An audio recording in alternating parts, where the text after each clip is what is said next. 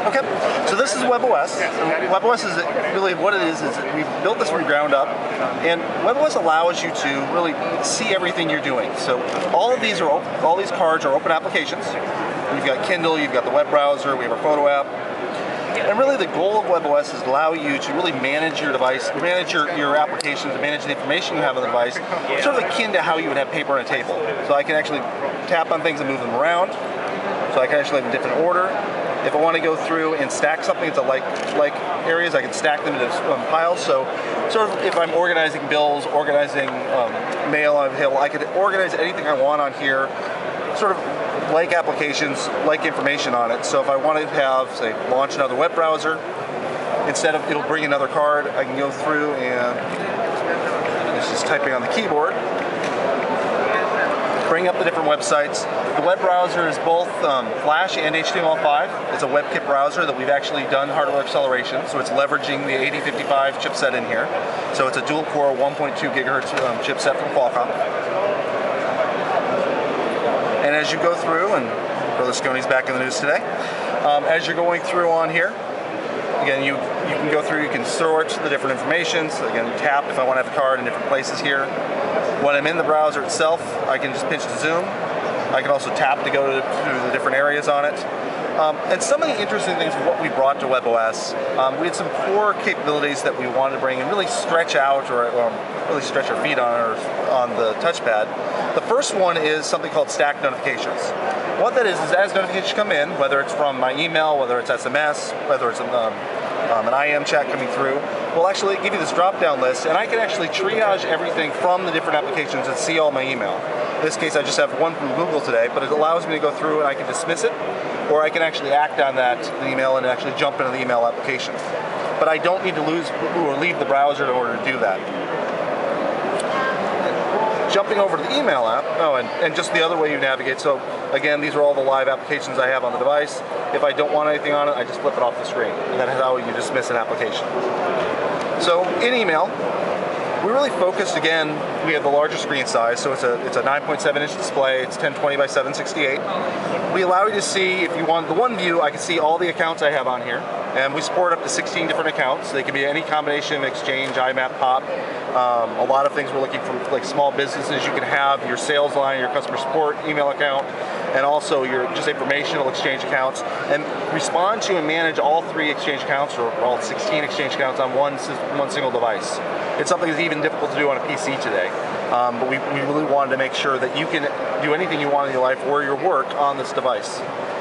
We also had set up, you can see any of the information that I'm going through or any of the emails, and you have a preview pane to see it. But as everybody's sort of different in how they use emails, we have little tabs. You can actually tap on the tab to jump all the way into the email. You can just minimize it so I see just the panes, or I can see everything on here. We also made it very simple to go through and do multi-select.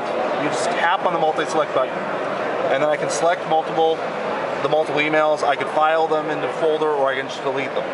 So again, making it very simple to go through and manage information on this device. And I'll just make a new email on here. Actually, go through on my, there we go. Just respond to this guy. So as you're going through on here, you'll notice first I have the keyboard that came up. With the keyboard, there were 2 main things we really focused on. One of them, we didn't want you to have to change context, meaning we don't have to hit Alt-Tab if I go between numbers or letters.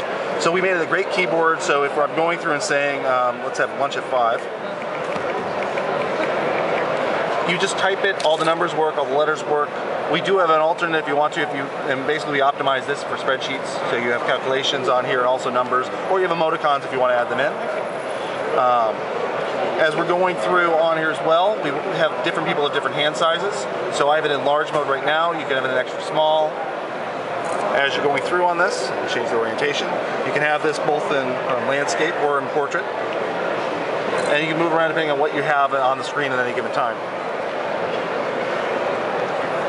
Let's go back to the card view. Some of the other things we've gone through on here. We've worked on something, and really we had a concept called synergy. Actually, I didn't bring my calendar up. What synergy is we've gone through and we work with calendar, contacts, email, really anything you have on the web, and we allow you to bring all the various data sources into one place. So in this case, I have my Exchange calendar, I have my Google calendars, I actually have multiple ones, and also Facebook. And we have them color-coded in here, so you can see all your calendars in a unified view. And I personally use it with I have my wife's calendar, my kids' calendars on it, so I can see everything in one place. I can turn them off so they say gray in the background, and just work on and focus on my Exchange calendar at work, or I can see everything on it. And really giving you a great flexibility with it, and even something that's hard to do on a desktop today. Content-wise, we've actually worked with Amazon, so we have a whole Kindle app. It's hooked into your standard Kindle account, so you can read a book on a Kindle player, you can bookmark it, you can come to this device, pick up in the same exact place, really allowing you to have your digital life move across all the devices you're on. And with Synergy, and actually really with the display we have, we focused on really photos and videos as a key thing of sharing devices and looking at content on this device. So you can see I've got all the devices, basically I've got all the photos that can be on my device. I also have Facebook photos on here. With Facebook, as I'm going through it, I actually can go through, I can scroll different photos on here. If I want to go through and make a comment, we have Facebook integrated directly into it. I don't have to go to another application. I just go through, click here, write a comment on what I want to do, or go back to the photos. And with HP, we wanted this to fit into the entire ecosystem of HP. So I've had full access to all of the network printers we've shipped in the last 5 years. So there's tens of millions of them. All you have to do is go through, add the printer into it, it'll search it off the network, or we'll actually print directly over to the ePrint printers here. Great thing to actually have full access, very easy to print content off here, whether it's email, a Word document, or a photo.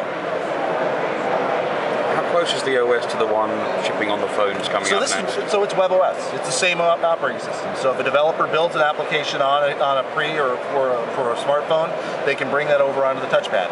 I mean, the goal of this is we're bringing the WebOS across the ecosystem at HP. So from smartphones to tablets to printers to working WebOS onto a PC, all of that is how we want to be able to manage your data, or have you manage your data through the different variety of components you have for devices.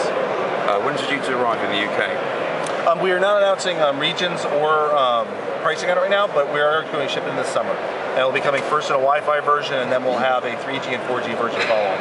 Will that be later on in the year or following the next? Later on this year. Okay, thank you.